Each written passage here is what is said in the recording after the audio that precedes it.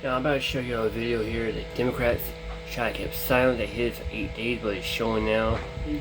It shows Barack Obama flew cash into Tehran and Harris dropped bombshell linking Iran deal to Iranian weapons.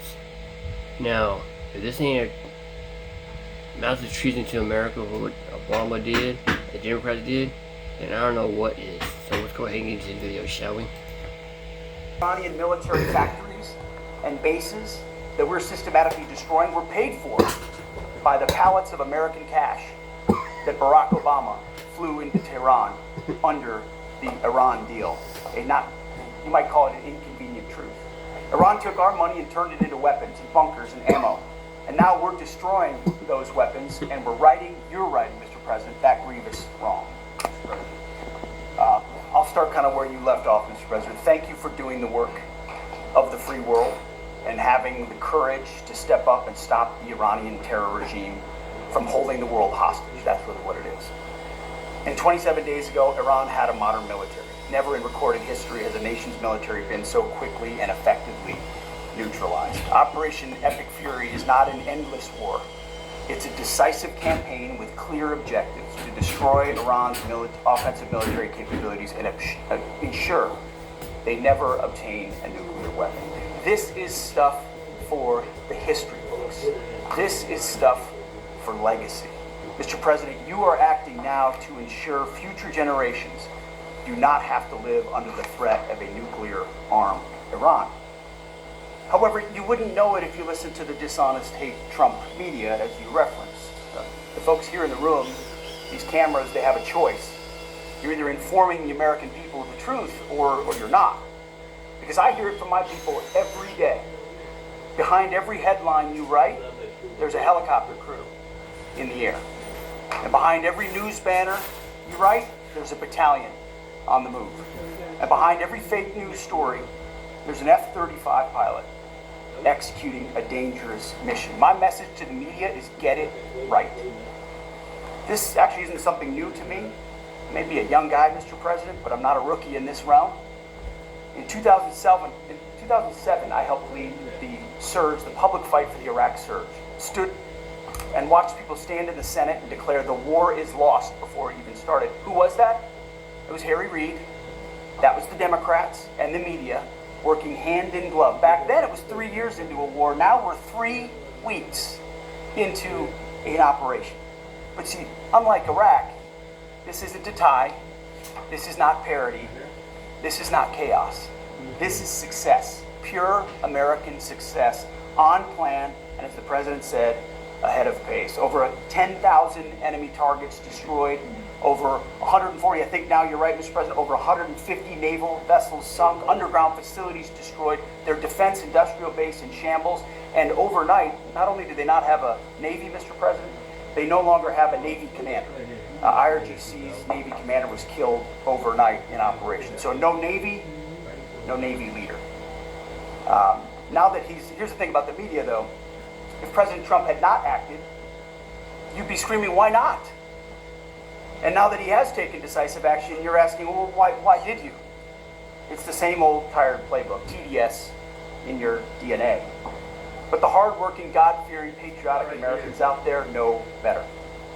And you alluded to this, President Obama, Mr. President. Here's a fact that you don't hear on your networks that we know.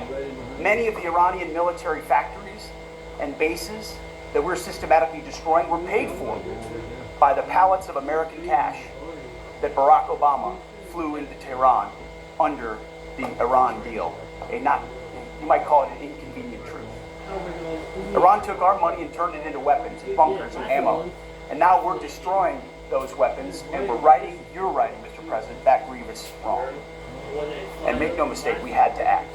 And our objectives are clear. No nukes, no Navy, and a complete dismantling of their missile program and defense industrial base.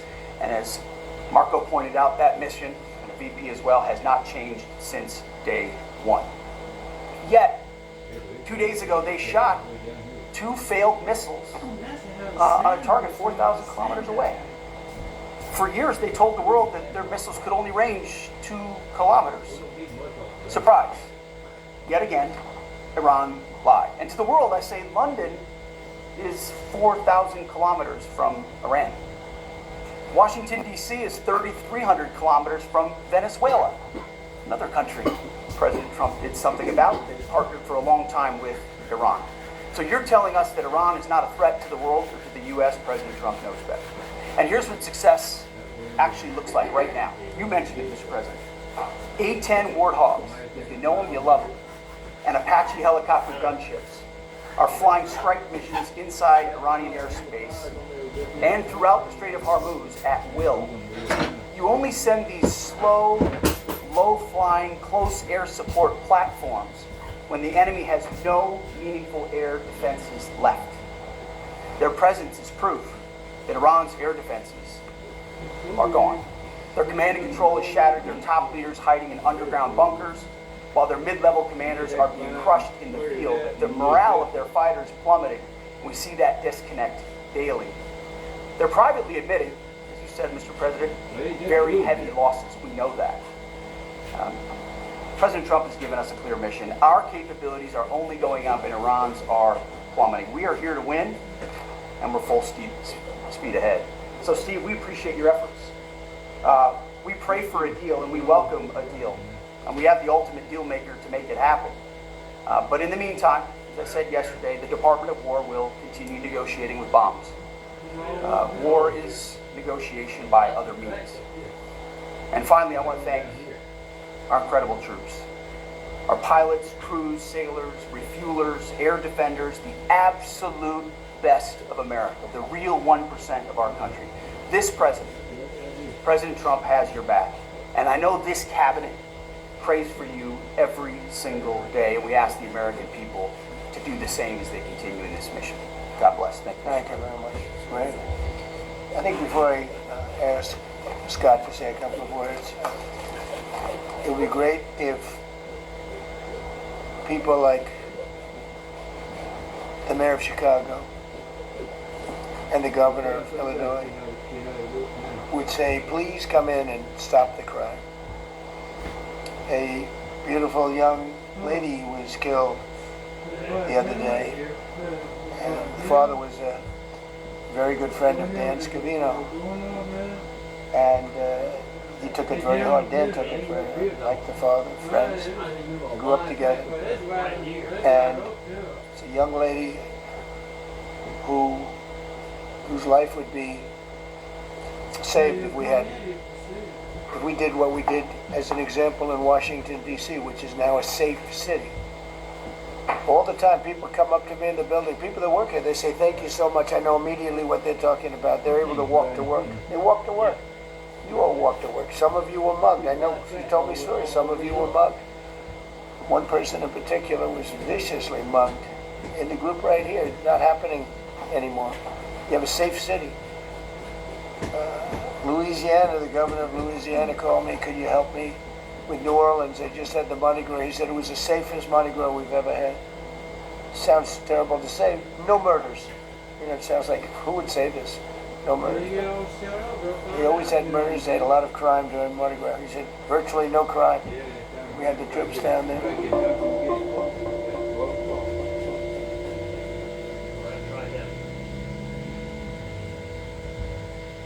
And the thing is, mostly what this was played out here. Yeah, it's played right Why here. gotta take that plate off?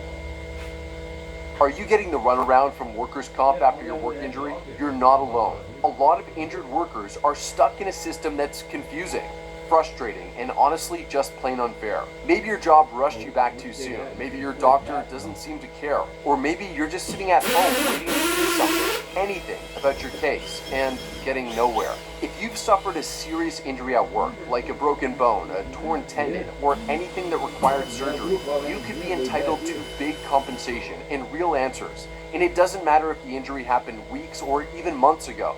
If you're still dealing with pain, time off work, or bills that are piling up, this applies to you. Click the link around this video to take a free 30-second quiz. Based on your answers, you'll find out how much your injury is worth and speak to a local attorney who specializes in workers' comp cases just like yours. We've helped hundreds of workers who were stuck in the exact same situation, injured, confused and unsure of what to do next. Take Steven, for example. Steven tore his rotator cuff lifting heavy boxes on the job. His employer told him it was just a strain and gave him some time off, but the pain never went away. He didn't know his case could be worth 6 figures until he took the quiz and got matched with a lawyer who fought for him. Here's what most people don't realize. The workers' comp system is designed to save the insurance companies as much money as possible, not to actually help you. The truth is, working with a lawyer can get you up to 10 times more than handling it yourself. After you fill out the quiz, a top-rated local attorney will contact you within 24 hours for a free consultation over the phone. You'll get a step-by-step plan for what to do next. And if you move forward, your lawyer only gets paid if you win. No upfront fees, no hassle, just real help. This isn't about gaming the system. It's about standing up for yourself when the system lets you down. A lot of injured workers feel guilty for speaking up. They don't want to be seen as difficult. But let me ask you, did your employer feel bad about sending you back to work while you were still hurt? Did the insurance company lose sleep when they delayed your treatment? Are they the ones worrying about how you'll pay rent this month? You got hurt doing your job. Now it's time someone fought for you. Click the link to the 30-second quiz now. There's zero risk, and it could be the first step to getting the help and justice you deserve. Still unsure if you qualify? Here's the deal. If your injury happened at work, you needed surgery, time off, or are still in pain, and you haven't received a settlement or hired a lawyer, there's a good chance you do. So what do you have to lose? Click the link, take the quiz, get answers.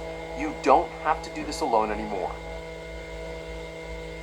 The white guy, well, he can't get it on now.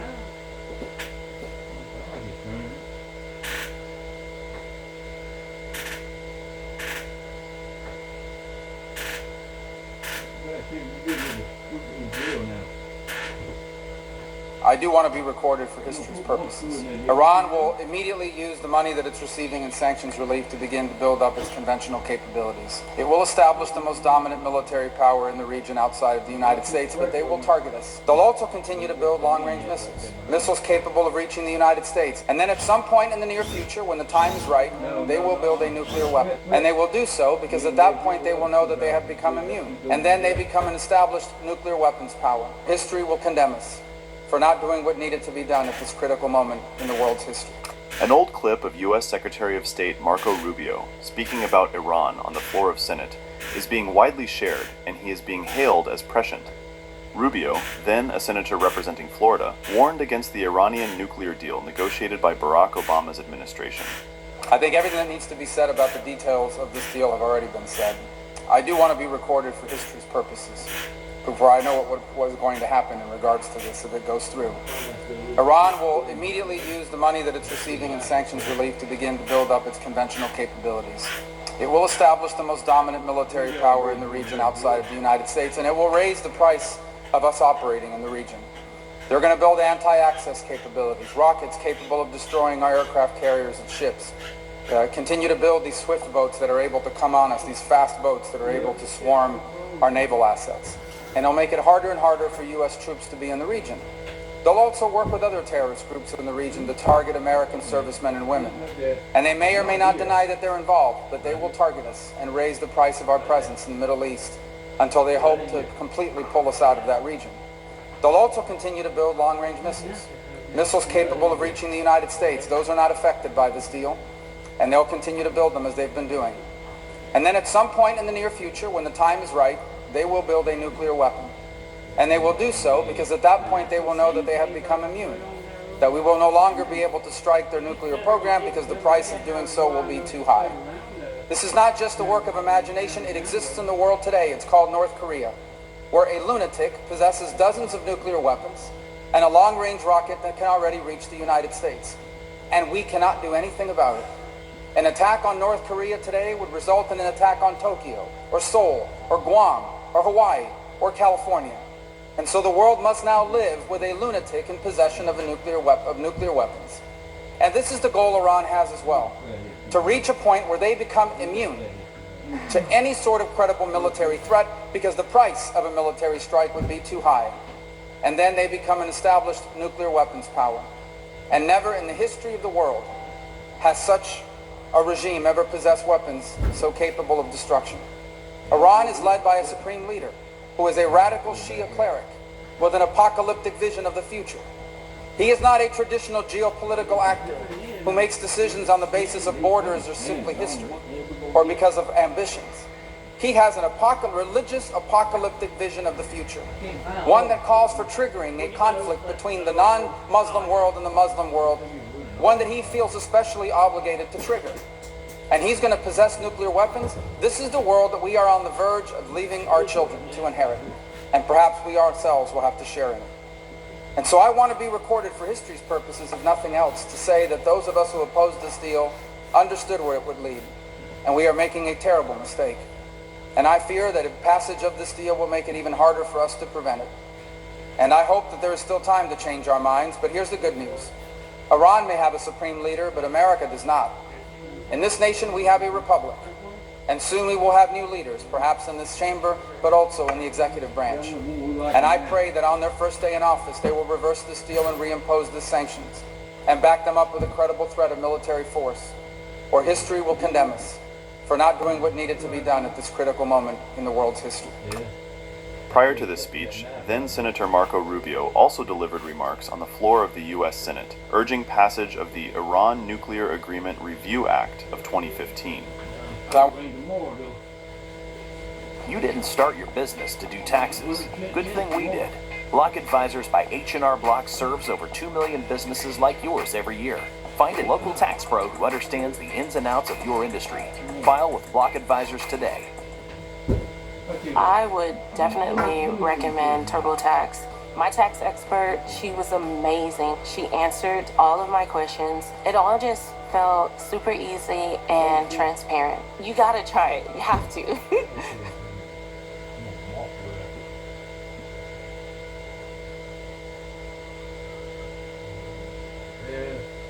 I wanted to come to the floor today to speak about the risk that Iran poses to the world, and as a result, the legislation that's before the Senate at this moment. A lot's been talked about in the media over the last months, years, quite frankly, about the notion that we're going to work out a deal with Iran that will prevent war. Sadly, I believe that the direction this deal is headed almost guarantees war. At some point, certainly in our lifetime, but maybe before the end of the decade. Let me back up and first describe what the issue is at hand. The issue at hand is that Iran, run by a radical Shia cleric, its government, I should say, its people, perhaps don't partake in this thought process, but its government, whose head and supreme decision maker is a radical Shia cleric, has made two decisions. The first is they feel it is their obligation to export their Islamic revolution everywhere in the world, and of course it begins with the Middle East. And two, they've decided they want to become the hegemonic power in the region. They want to become the dominant nation, the dominant movement in the Middle East and in that entire region. So how do you achieve that? Well, first it requires you to drive the Americans out of the area, which is why we've seen them invest in all sorts of asymmetrical capabilities like these little small swarm boats that they use to sometimes harass U.S. naval vessels. That's why you see them just a week ago basically hijack a commercial vessel on the international waters. The second thing they do is they sponsor terrorism. They have all these proxy groups in all these countries in the region that are doing their bidding. That's also asymmetrical warfare. Asymmetrical meaning it's not frontal, it's using some non-traditional method to expand their power or to show their power. So they use these proxy groups like Hezbollah, or now with the group, the Houthis, that they're involved with in Yemen and in other parts of the world. And the threat is that if you attack Iran, these terrorist groups will attack you. And in fact, we have seen the hand of the Iranian government